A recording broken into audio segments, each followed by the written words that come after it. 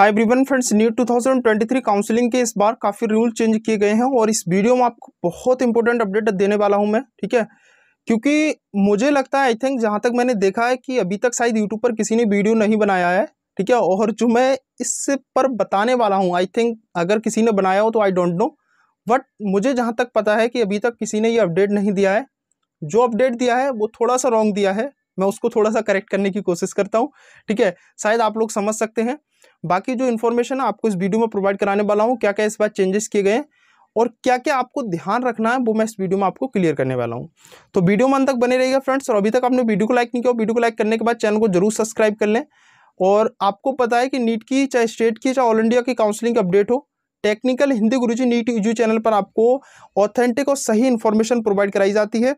तो please channel को जरूर सब्सक्राइब कर लें, जिससे मैं जो वीडियो अपलोड करूं उसका नोटिफिकेशन आपको मिल सके समय से पहले और आप लोग कोई वीडियो इन्फॉर्मेशन मिस ना करें। मैं आपको बता दूं फ्रेंड्स कि टेलीग्राम को भी जरूर ज्वाइन कर लें, क्योंकि टेलीग्राम की लिंक डिस्क्रिप्शन में कोई अपडेट होता है तो मैं टेलीग्राम पर आपको इन्फॉर्म जरूर करता हूँ, पीडीएफ जरूर शेयर करता हूँ, चाहे वीडियो मिले या फिर नहीं मिले। तो प्लीज़ सब्सक्राइब कर लीजिएगा, मेरे टेलीग्राम को भी लिंक डिस्क्रिप्शन में है।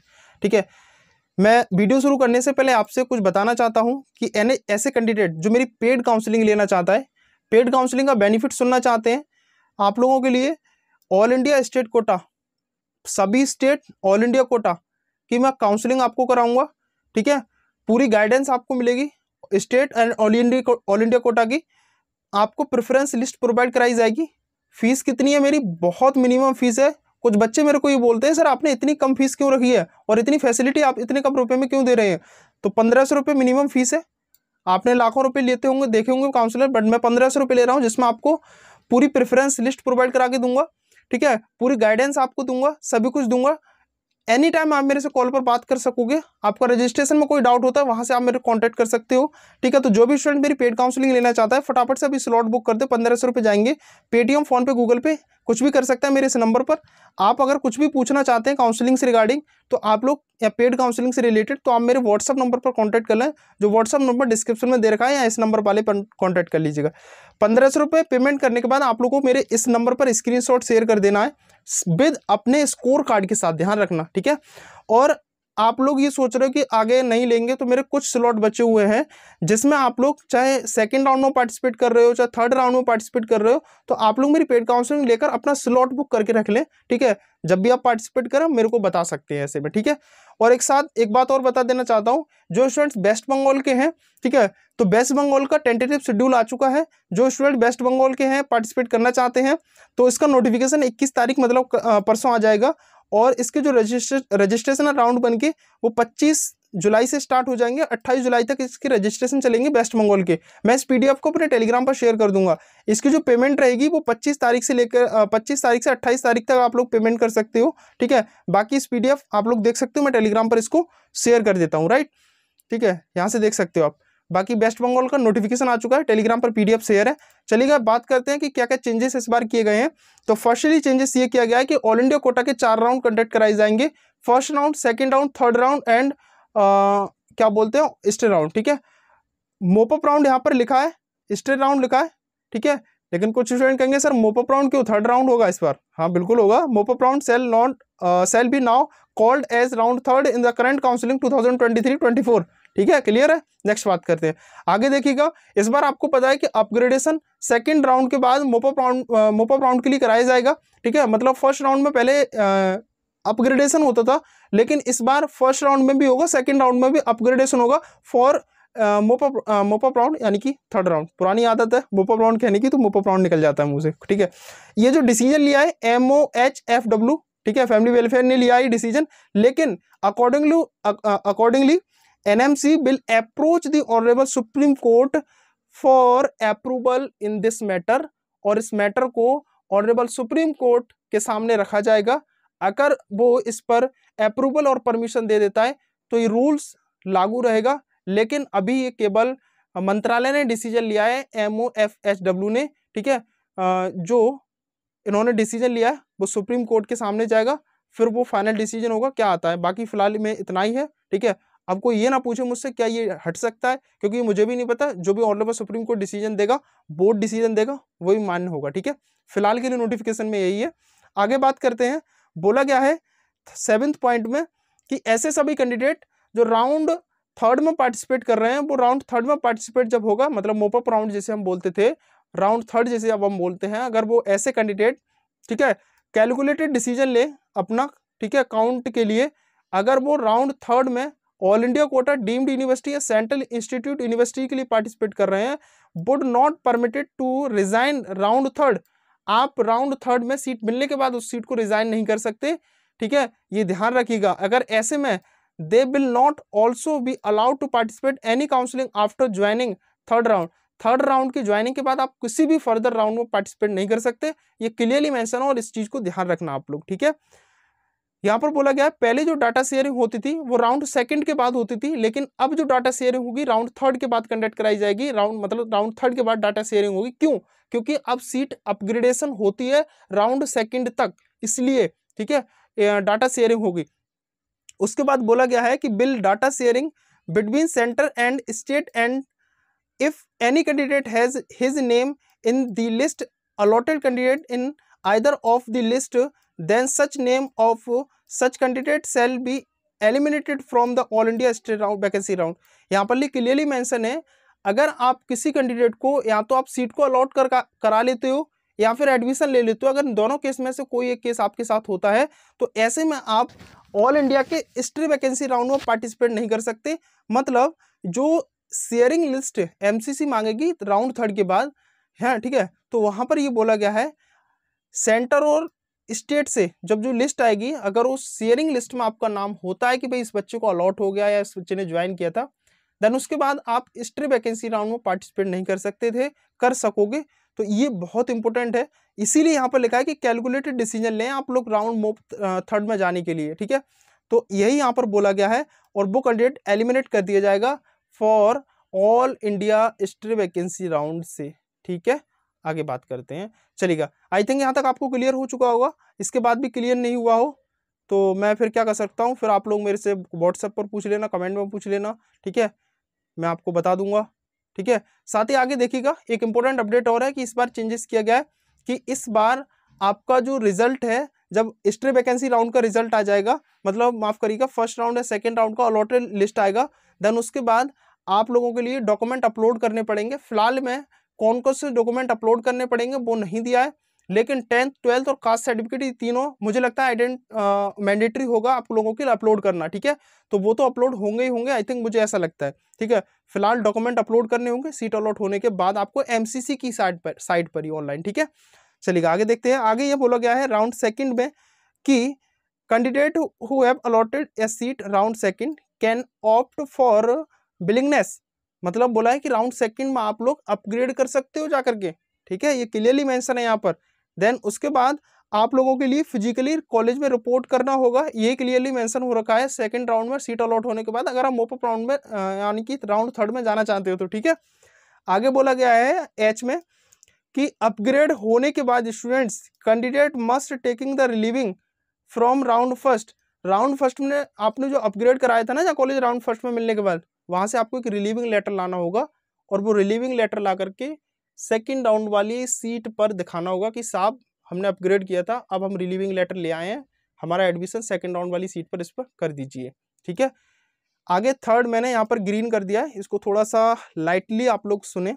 Candidate allotted seat in round second, आपको सीट सेकंड राउंड में अलॉट होती है, then but who don't report और join allotted institute shall be for their security deposit.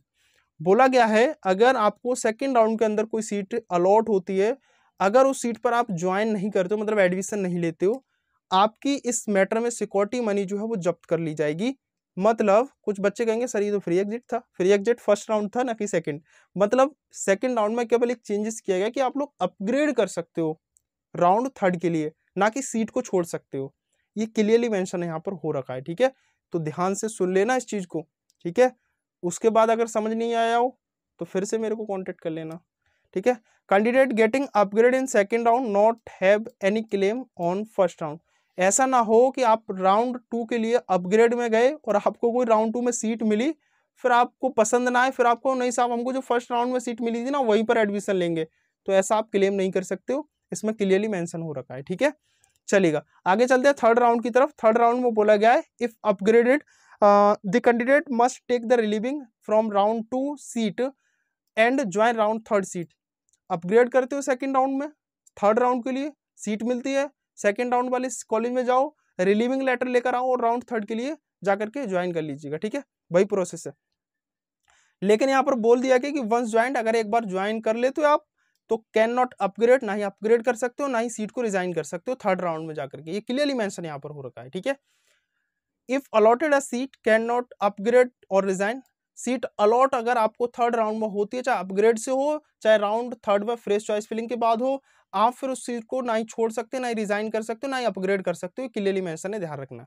If any candidate does not join the round third, अगर आप round third में seat allot होने के बाद ज्वाइन नहीं करते हो, ही मे एग्जिट विद द, भैया वही आगे आपकी सिक्योरिटी मनी जब्त कर ली जाएगी और आपको काउंसलिंग का बाहर का गेट दिखा दिया जाएगा।